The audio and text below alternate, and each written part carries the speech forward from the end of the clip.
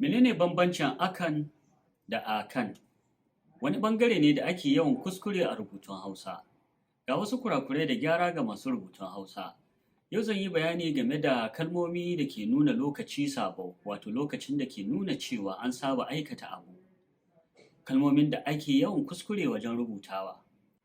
Misali, nakan maimakon rabawa, takan, mukan, sukan, yakan, kikan, akan. Idan kun lura, kalmomi ne da ke ƙunshe da wakilin suna da lamirin lokaci, wato sabo da suka tayar da kalma, kuma duk kalma mai cin gashin kanta ba a raba ta ko kuma haɗe ta da wata kalma.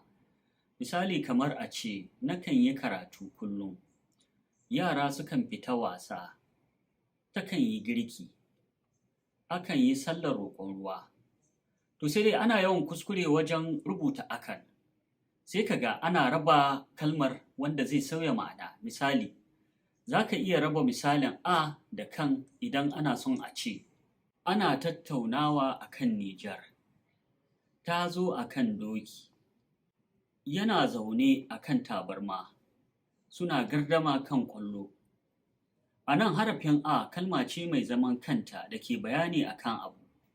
Kuma a bidiyo na gaba zan yi bayani game da matsayin harafin a tare da fito da wasu misalai da ake yawan kuskure a rubutun Hausa wajen amfani da harafin na a.